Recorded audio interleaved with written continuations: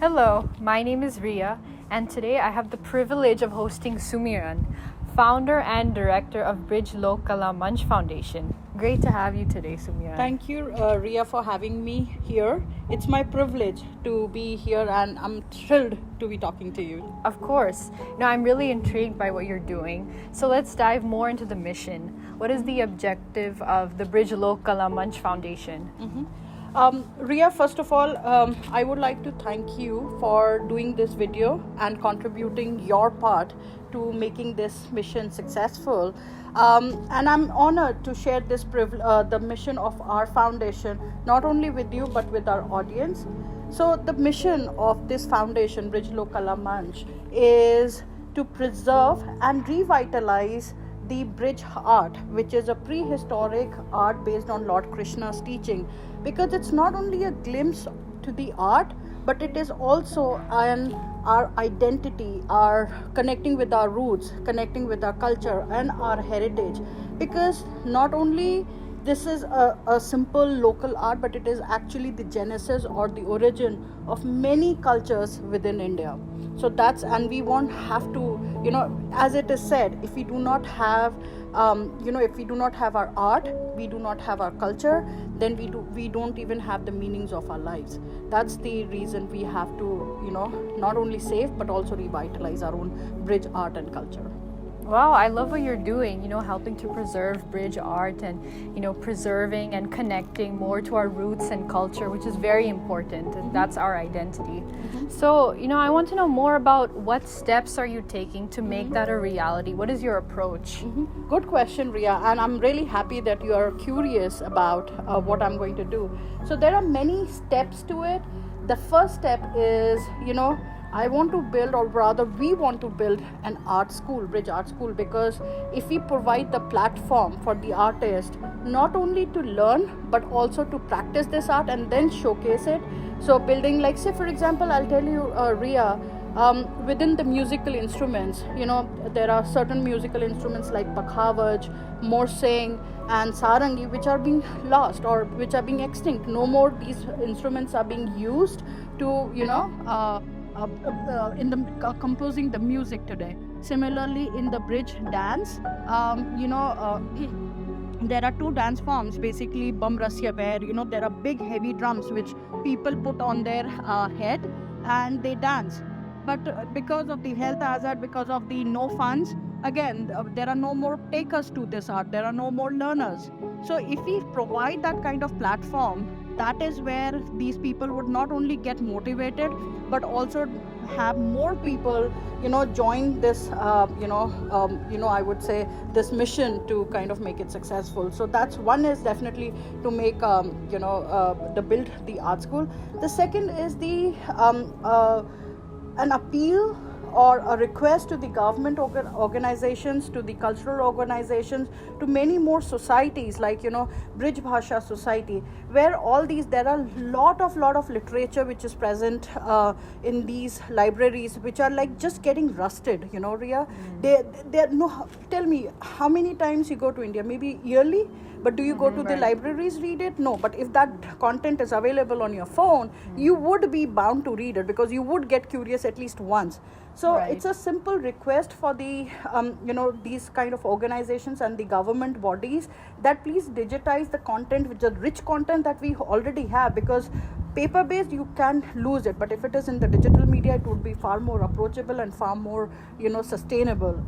That's the second approach. The third is collaboration with the governments, where we can collaborate. They can organize much more cultural festivals where we can present this art, not only at a state level, but also at a national and an international level. So these are my three approaches, I would say. Wow, yeah, thank you for bringing awareness to, to the different musical instruments and dance forms. And it really is important to digitize this content so all of us can learn about this and preserve our culture. And I loved how you mentioned an art school as well. That's amazing. So maybe we can have you one day there. Of course, I'd love to. Yeah. So just curious, you talked about establishing an art school and collaborations, but where would the funds come from? How would you manage, getting those funds? And I wanted to know more about that. I can see the entrepreneurial spirit in you. Yeah, I know.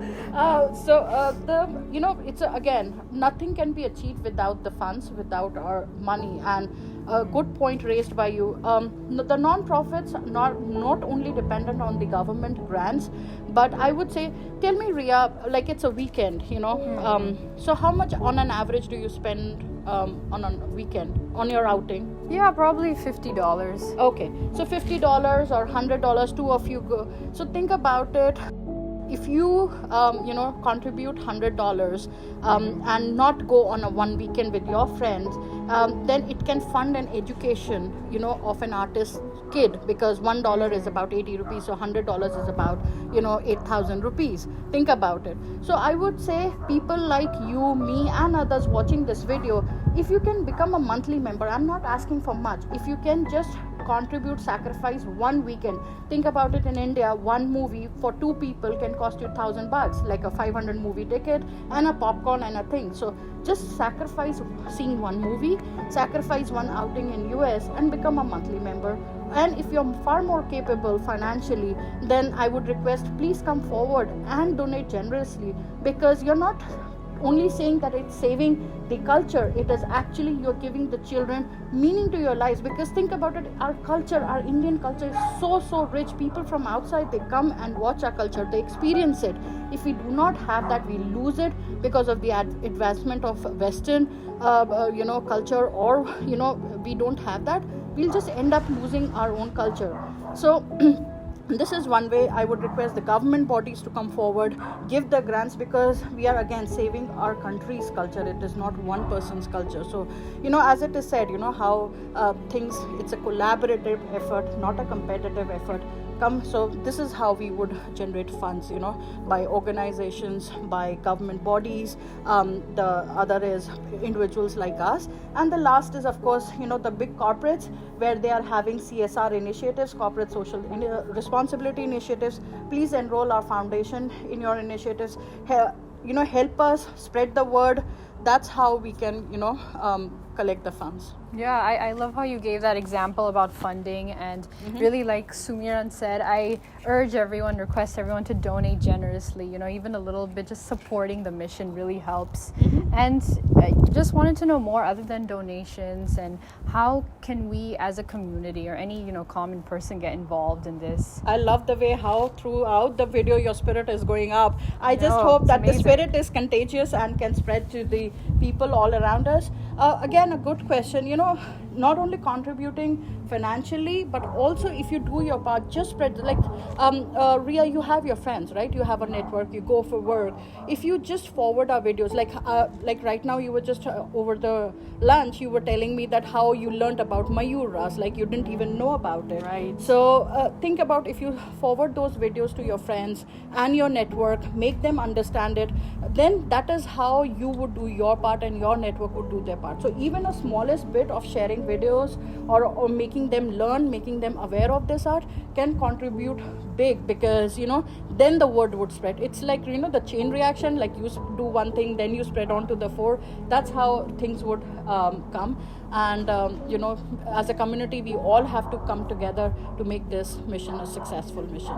Wow. Yeah, thank you so much again, Sumiran. I think again, I request all of us to come together as a community, spread the word, talk about this with whoever your friends, family, colleagues. Please donate. And again, I love the mission, what you're doing, preserving Brij art and culture, which is really important to our culture, our roots, our identity. Yeah, thank you so much, Sumiran. Thank you, Ria, for having me and doing this with me again. Of course. Radhe Radhe.